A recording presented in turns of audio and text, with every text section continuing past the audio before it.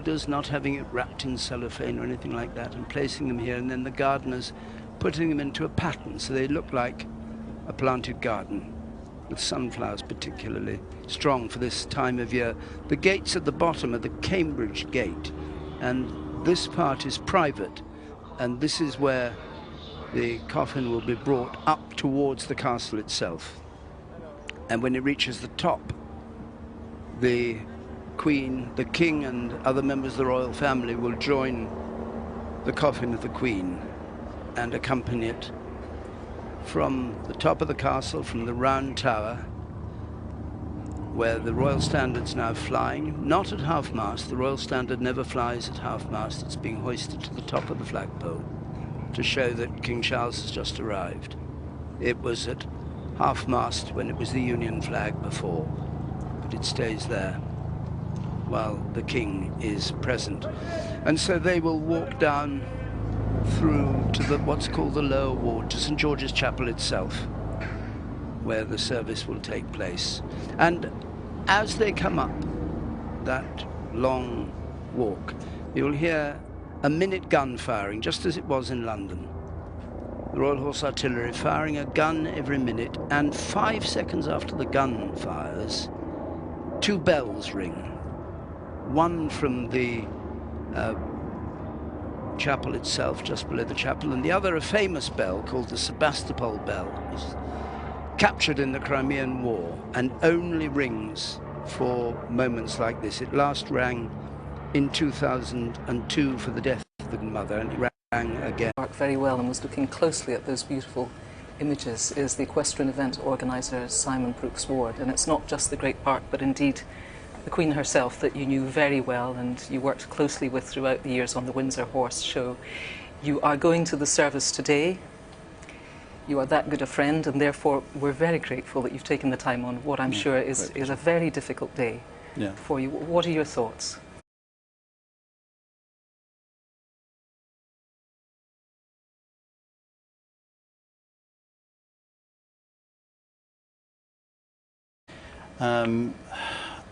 Even now I have trouble thinking that the Queen has finally gone, and I hope that this afternoon there'll be time for reflection and a little bit of closure and also understanding it and grieving as well. Over the past days, of course, what we hear so often is she was a country woman at heart, and we try to in a way get to the bottom of that, and one of the ways to unpack it, of course, is her relationship with horses and dogs. She loved horses and dogs, and of course they just met her on the same terms as they met any human being. You know, they weren't looking at the crown, they weren't looking at the orb and the sceptre. She was just another human being, and I wonder maybe if therein lay part of the attraction for her. Absolutely, it was simple pleasures, and you know, when you're getting away from matters of state and you're dealing with your dogs or your horses or the surroundings that you're in, it was tremendously relaxing for the Queen, and that's what we saw at the Royal Windsor Horse Show. Absolutely, the total relaxation for the Queen to come down and see her horses and ponies, which she did for 79 years. 79 years? Yeah. She never missed one? Never missed one, and was there most days. And recently, the State Oak in Parliament had a woman and person, and I always say that nobody knows or knew as much about a horse or a pony than the Queen. She had an incredible encyclopedic memory about horses and what breeding lines and bloodlines and everything else. So she loved them. Did they love her? Was the feeling mutual? Oh yeah. I have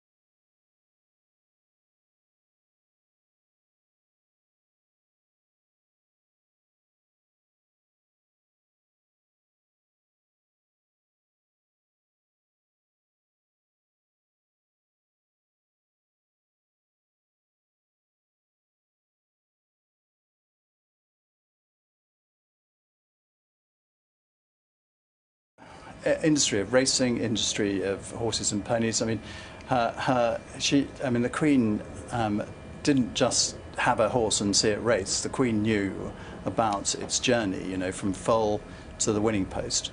And that gave a great sense of accomplishment and pleasure for the Queen. And it was the same with the horses and ponies. And I always say to people that there are rare breeds in ponies and horses. And she was responsible for saving at least 7 through her patronage and support, so that we now see today not only survive, but they're thriving as well, like the Highland pony. Now, never mind winning the Gold Cup with Estimate in 2013. I hear she liked to win the rosettes at the Royal Windsor Horse. She put them on her dining room table every night. Every time she won a cup at Royal Windsor Horse Show or a rosette, she put it on the dining room table. Simon Brooks Ward, we are very grateful for you sharing those wonderful, intimate memories. We will let you go now to St George's Chapel. Thank you very much for taking the time. Thank you very much indeed.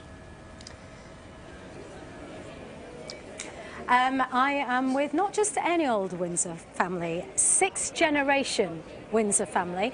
Geoffrey, lovely to see you.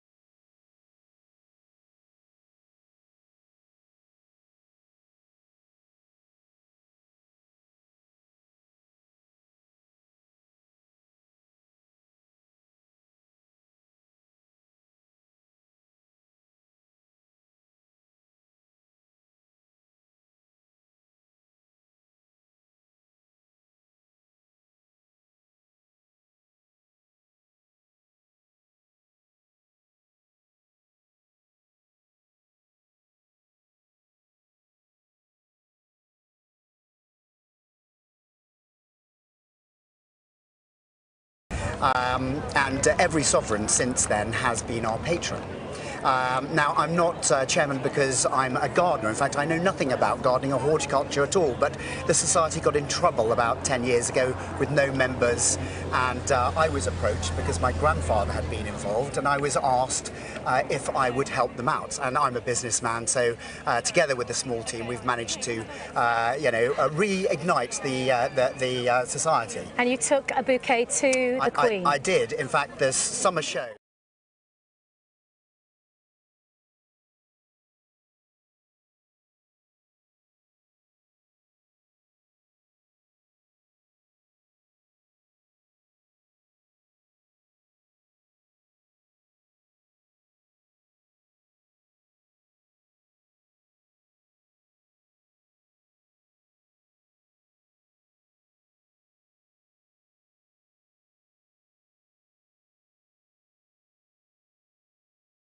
Wonderful. I wasn't expecting it, and got to present the bouquet to the Queen. Wonderful to hear both your stories. Thank you so much, Geoffrey and Andrew. Thank you. Fantastic. Thanks, Anita. There's a documentary in that. My next guest is the actress and writer Dame Maureen Lipman. Thank you very much for taking the time to join us. You were preparing to go on stage 10, now 11 days ago when you heard the news that stopped so many of us in our tracks. How did you react? I had a premonition, Kirsty. I actually texted to a friend in Corrie. I think the Queen's going to die. Just had one of those strange experiences, and then I thought that the show would be cancelled. It was in Manchester, it was a one-woman show, and I didn't think anyone would play that night, but the directive came through that we were all to carry on. And all I can say is it's quite a... How would you describe her when you go beyond what she very obviously was?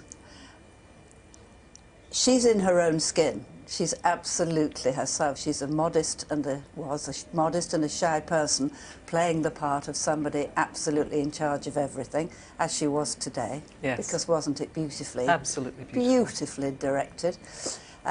You, of course, are not in your own skin, so you're just basically burbling. And I've burbled my way through at least 6 or 7 occasions. And I suppose I remember particularly the night she came to Oklahoma, which was her favourite show because I think she saw it on honeymoon. And so we, the cast of Oklahoma, were all called in for a 10:30 rehearsal in the morning, which was pretty unheard of. Tell us quite soon, and I said, yes, ma'am, if I can find something to wear, you know, normally witty riposte, you know, blah, blah, blah. And that was in November, and in February, in my nice outfit, I'd made my little bob, and she said, well, I see you found something. She did not. She did. I think that's extraordinary. It is. She was an extraordinary woman, and we've lost the mother yeast of our daily bread, is how I put it. We've lost... Well, I say it's extraordinary, not to be rude. I mean, of course she'd remember who you were, but when you were meeting the sheer volume of people that she was meeting as Queen, that's why it's extraordinary. I think that was her little consolation prize, that she did those things, because in a sense she knew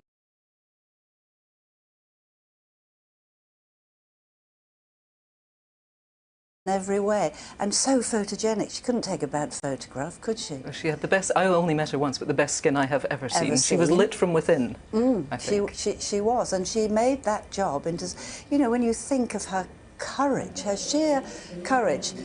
Queen Victoria shut herself away for decades after the death of her beloved.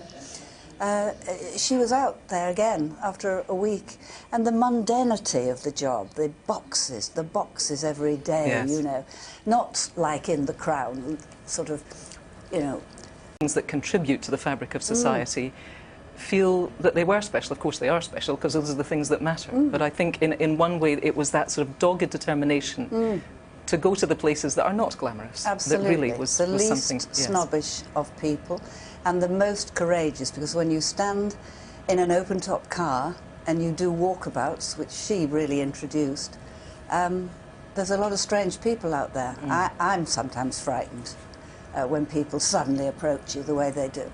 She was very brave. You know, think about the intruder and the horse that bolted, all those things. She was really a warrior. Also interesting, I think, to look at the way that she aged. There seemed to, and very interestingly, you know, people like Barack Obama. She had a way of making her point, I think, which was unique. You know. Dame Maureen Lipman, thank you for sharing your memories and thoughts. It's so nice to see you today. Lovely to see you too. Thank you.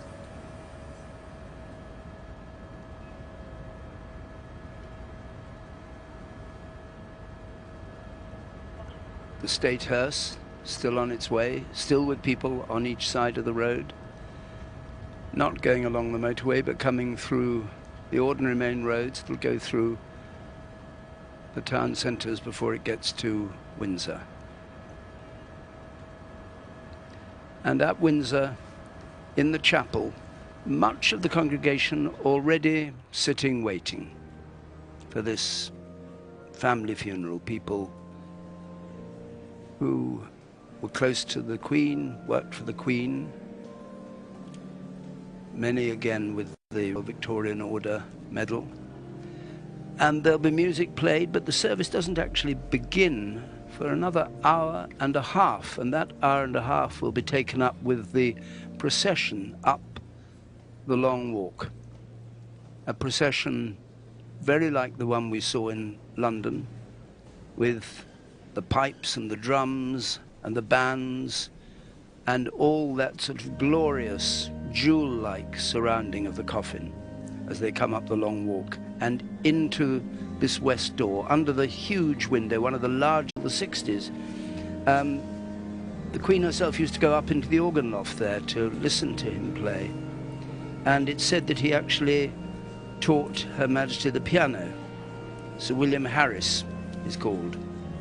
But there's music also by Bach and Herbert Howells, Samuel Coleridge Taylor, modern music from Judith Weir, the current master of the King's Music, Elgar Vaughan Williams, all those famous British composers.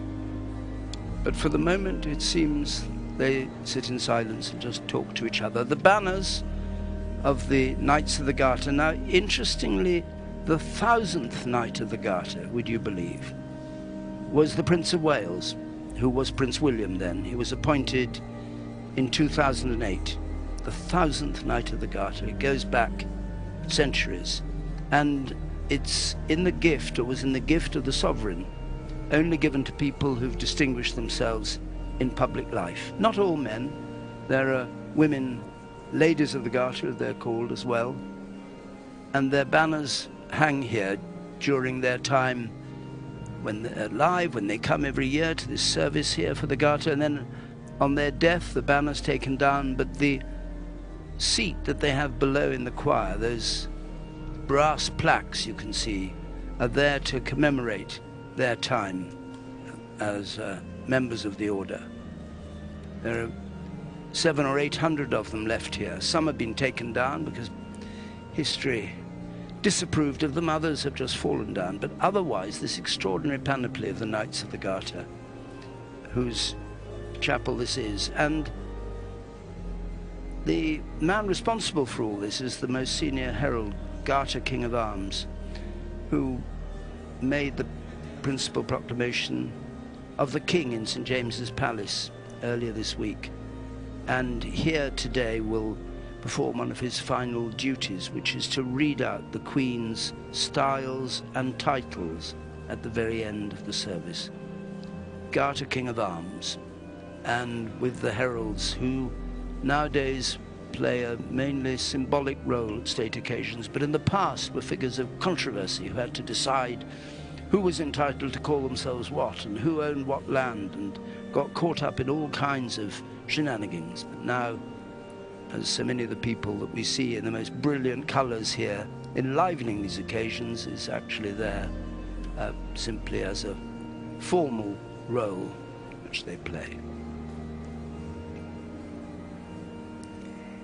Now, someone who knows Windsor very well is the writer and historian William Shawcross. He's taken the time to join us. We're very grateful for that. You've spent a lot of time in the round tower behind us, which is where the Royal Archives are. Right. And it was an extraordinary joy to read all these letters that had never been written, probably since they were never been read for 50, 60 years. But didn't you spend time consulting with the Queen and saying, this is what I've found and what do you make of that and is that accurate? So you would take tea with her and you would exchange your research and ask for her opinion? Yes, she would ask me to tea either here or sometimes at Balmoral, if that was, my wife and I went to stay there several times. But you're right, and I would say, look at this letter, ma'am, do you remember this? And she would say, oh yes, this is why I wrote that, or this is why my mother wrote this to me, or to so-and-so. I got to know her. I was, as I say, very privileged and lucky to do so. I mean, you're a very distinguished writer, but that must have been quite nerve-wracking. It was, but nerve-wracking in theory, but actually the first time after I'd met her, I realized what an extraordinarily kind and gentle person she was, and she always put everybody at their ease. There was never any side to her. It was always gentle and wise and incredibly decent in every sense of the word. So you had access to this archive, and there were letters between the Queen and the very young Queen and the Queen Mother. I need to ask you a question that has been bothering me because I've read it in 2 or 3 books, which is, during the war, did the Queen Mother sign her letters tinkety-tonkled fruit and down with the Nazis? She did. She did? She did. She didn't sign all her letters like that. Okay.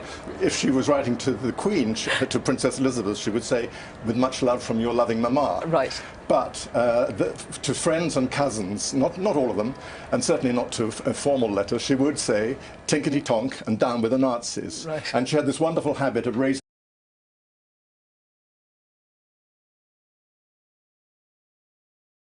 raise our glasses to Winston Churchill, and let's lower our glasses to the Nazis. And others. When you were a house guest, you say both here at Windsor, overnight stay, what were they called? Dine and sleeps, I think. Dine and sleep was very posh sleepover. Yeah, yes, very posh, of course. Being asked to sleep here is very posh. One of the other guests who was there the night that my wife and I were here had a canaletto in his bedroom. Well, that's pretty posh. That is pretty posh. Right. And beautiful. And those events, I mean, I imagine, of course, because you already had this working relationship, not entirely nerve-wracking, but, you know, you have to be careful to do and say the right thing. notoriously, we have heard throughout this week that the Queen was the consummate hostess, that she worked very hard to put her house guests at their ease. Did you experience that? Absolutely. There was one classic occasion when my wife and I were coming to stay the night, or the weekend actually, and the British Airways lost my wife's luggage. So she was crestfallen, as you can imagine. I can. But we arrived, and the Queen came to the door and said, "I hear you've lost your luggage. I'm terribly sorry, but I've tried to arrange with the other ladies' guests and ladies in waiting and others to find some clothes for you." And so they did. And my wife had a very nice shirt from a lady in waiting, and a skirt from someone else, and a beautiful belt from a Polish maid. Wonderful. So it was fantastic. Tell me then what your thoughts were today when you were watching the service, and I'm not necessarily what do you expect them to be, but what is your sort of state of mind as somebody who is saying goodbye to somebody who was dear to them and who they knew?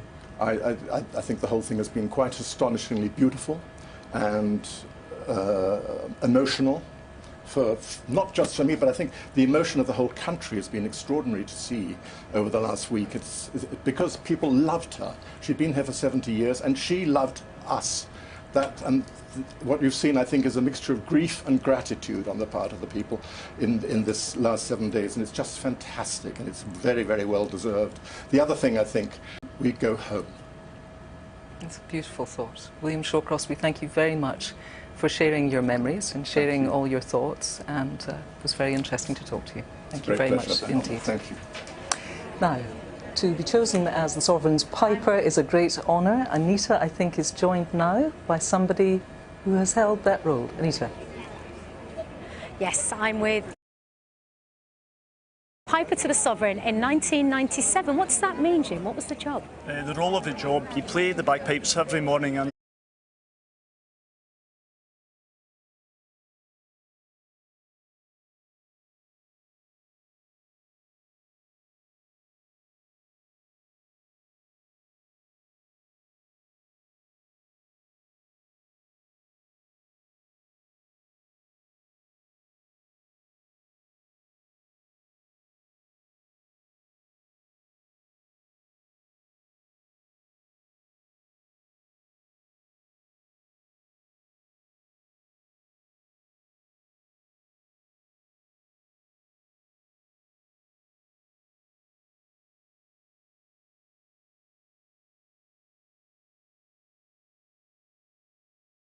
Major Paul Burns, he's a very good player, but he's young and I remember what that feeling was like, and I was more nervous for him today than I was when I played the Queen Mother out the church when she passed away nearly 20 years ago. He did an amazing job though. He did a fantastic job.